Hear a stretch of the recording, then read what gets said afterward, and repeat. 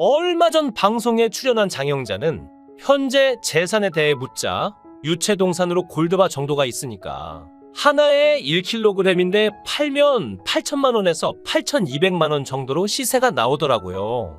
그거 하나 팔면 서너 달은 사니까. 그리고 또 골동품이죠.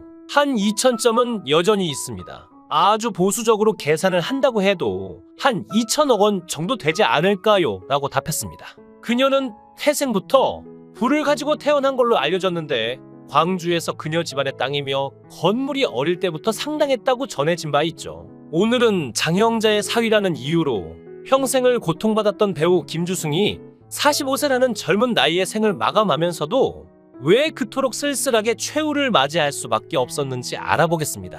장영자는 숙명여대 재학 당시 학교에서도 꼽히는 외모로 유명했고 그런 세련된 외모와 머리가 금융범죄에 꽤 영향을 주었다고 알려졌는데요. 장영자는 숙대 메이퀸으로 뽑힐 정도의 미모였고 화술이 좋았습니다. 이철이를 만나기 전까지 사교계의 여왕이었는데 이철이와는 세 번째 결혼이었죠. 장영자는 한 달 생활비만 3억 9천만 원에 달하는 초호화 생활을 누린 것으로 알려졌습니다. 또한 희대의 어음 사기를 벌인 당시 결코 사기를 한 적이 없다. 구속되는 바람에 부도가 나고 피해 기업도 생긴 것이다라며 당당한 모습을 보였고 전두환 전 대통령이 자신을 곧 꺼내줄 것이라 믿었다고 합니다. 출소 후에도 숱한 문제를 일으키는 그녀. 왜 법은 그녀에게만 관대하여 특사와 가석방이라는 선물을 주었던 걸까요? 장영자에게는 아들과 딸까지 자녀가 둘이 있는데요. 아들은 차주옥이라는 한지붕세 가족에 출연했던 여배우와 연애를 해서 아이를 가졌고 차주옥은 미혼모가 되었습니다. 장영자의 아들은 어머니 장영자가 2000년에 국권 사기로 구속될 때 함께 잡혀갔다가 풀려났는데 그 후에 뺑소니 사고를 치고 외국으로 도망쳤는데요. 귀국 후 차주옥이 혼자 아이를 키우고 있다는 사실을 알고 혼인신고를 해서 법률상 부부가 되었지만 얼마 안 되어 장영자의 아들은 사망하고 맙니다. 장영자 딸은 배우 김주승과 결혼을 해서 사위가 되는 관계를 맺어 당시에 화제가 되었죠. 80년대 청춘 스타 김주승. 당시에는 말이 되지 않을 정도로 잘생긴 외모가 화제였던 인물이었죠. 잘생긴 외모만큼 그의 인생은 파란만장했던 것 같은데요. 김주승은 참으로 안타까운 인물이라고 할 수 있습니다. 아마 연기자로서만 계속 살아갔다면 더 오래 살았을 수도 있었을 겁니다.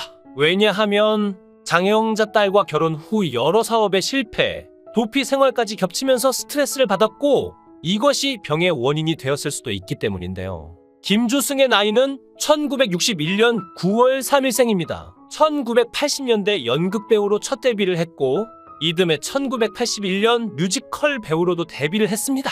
학력은 국민대학교 사학과이지요. 김주승은 MBC 16기 공채 탤런트로 정식으로 데뷔를 했는데요. 드라마 첫사랑을 통하여 주인공 황신혜의 상대 역으로 사랑을 받았습니다. 이 드라마를 통하여 김주승은 청춘 스타로 자리매김했죠. 이후 순심이, 야망의 세월, 연인 등 멜로드라마의 남자 주인공으로 활약을 했는데요. 김주승 부인 김신아는 장영자의 딸입니다. 장영자는 제5공화국 권력형 금융비리 사건의 중심인물이죠. 이 때문에 김주승은 아내 김신아와 결혼 당시 세간의 화제를 모았는데요. 김주승은 장영자의 사위가 되면서 인생이 크게 변합니다.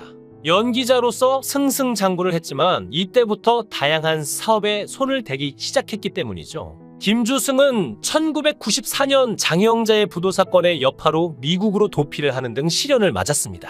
당시 김주승의 사업도 잘 나가고 있었는데 부도가 났고 40여억 원의 거액 사기 혐의로 수배를 받게 되었는데요. 김주승은 1996년 미국 생활을 끝내고 다시 한국으로 돌아왔습니다. 역시 그에게 믿을 것은 연기밖에 없었지요. SBS 형제의 강을 통하여 성공적으로 재기를 했고 이후 드라마 제작자로 변신해 연기에 대한 열정을 불태웠습니다. 그런데 시련은 이때부터 찾아왔습니다. 1997년 신장암 판정을 받게 된 것인데요. 2002년 신장암 병세가 호전되면서 연예계 복귀와 사업 재개를 하면서 다시 활발한 활동을 시작했습니다. 또한 2003년 한국방송연기자협회 회장을 맡은 김주승은 자리를 이용해 캐스팅됐다는 말을 듣고 싶지 않다. 며 임기를 마칠 때까지 방송 활동을 전면 중단해 대중의 박수를 받기도 했는데요. 김주승은 자리를 내려놓은 뒤 연기 드라마 제작자 활동을 병행했습니다. 하지만 2007년 1월 결혼 17년 만에 아내와 이혼을 했고 이후 주변과의 연락을 끊고 투병 생활을 시작했는데요. 2007년 장영자의 딸과 이혼한 김주승은 지병인 신장암이 췌장암으로 재발해 주위 동료들과 연락을 끊고 요양 생활을 하다가 그해 7월 조용히 눈을 감았습니다. 김주승은 한때 깔끔하고 지적인 이미지로 8, 90년대 나름 잘 나가던 배우였는데 저 역시 그가 출연했던 드라마를 여러 편 봤던 기억이 납니다.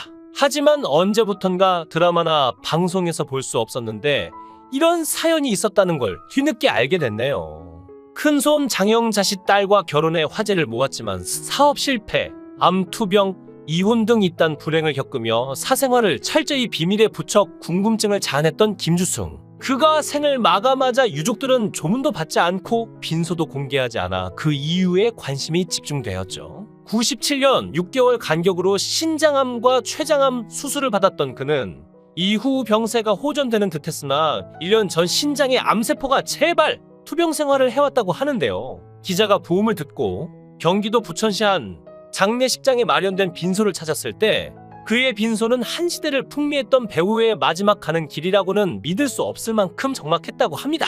입구에는 고인의 이름조차 적혀있지 않았으며 조문도 조화도 받지 않았죠. 김주승의 어머니와 친구 그리고 후배 몇 명이 신문에 부고도 내지 않은 채 그의 마지막 가는 길을 조용하게 배웅하고 있었을 뿐이었습니다.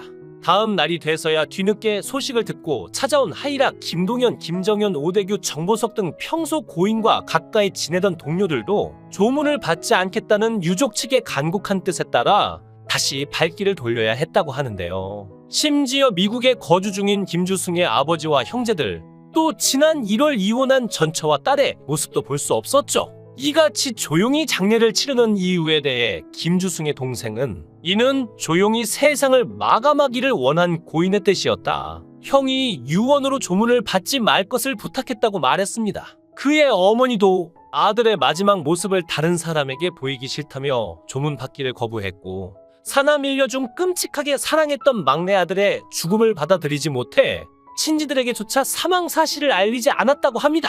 생전 발자취를 따라가 보면 김주승의 삶은 드라마만큼이나 극적이었죠. 지난 83년 MBC 공채 탤런트로 연예계에 데뷔한 그는 드라마 애정의 조건의 황신예와 연인으로 출연하며 멜로드라마의 왕자로 떠올랐고 이후 서울 무직의 첫사랑 순심이 야망의 세월 달빛가족 등에서 지적이고 도시적인 이미지로 인기를 이어갔습니다. 연기자로서 그의 삶에 변화가 생긴 것은 지난 90년 금융비리로 유명한 큰손 장영자 씨의 딸과 결혼하면서부터인데요. 김주승은 이때부터 연기 외에 다양한 사업에 손대기 시작했으며 94년에는 장영자 부도사건 여파로 미국으로 도피하는 등 시련을 맞았고 엎친 데 덮친 격으로 그는 97년 신장암과 췌장암이 연이어 발병하는 불운을 겪었죠. 그가 신장암 재발 판정을 받은 것은 드라마 나도야 간다 제작에 열정을 쏟던 때였는데 사업이 그리 성공적이지 못한 가운데 몸에 이상을 느끼고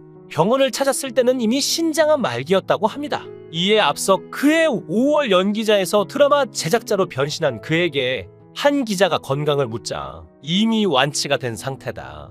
요즘은 살이 쪄서 다이어트를 해야 할 정도로 건강하다고 말했다고 하는데요.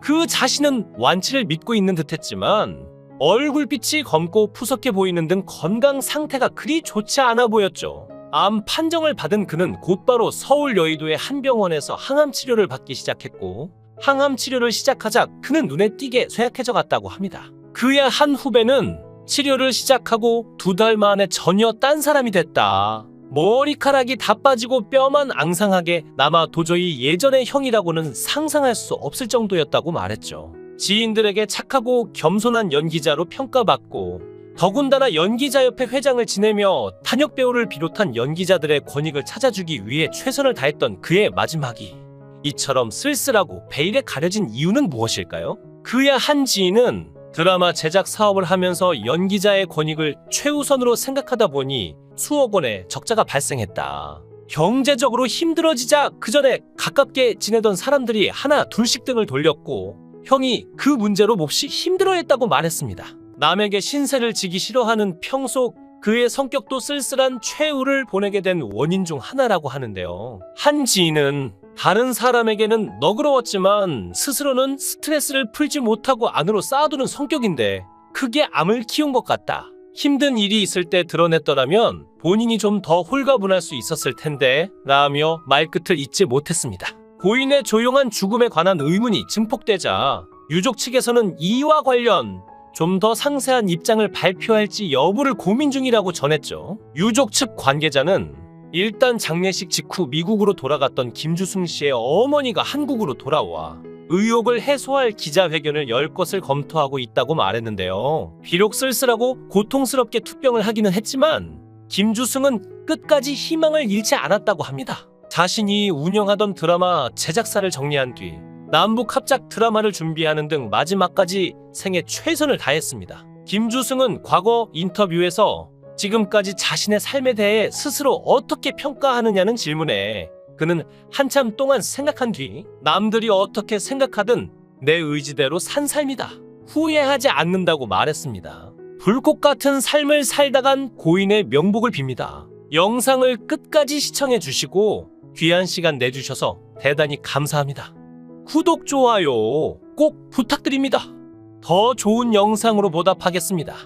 권혜행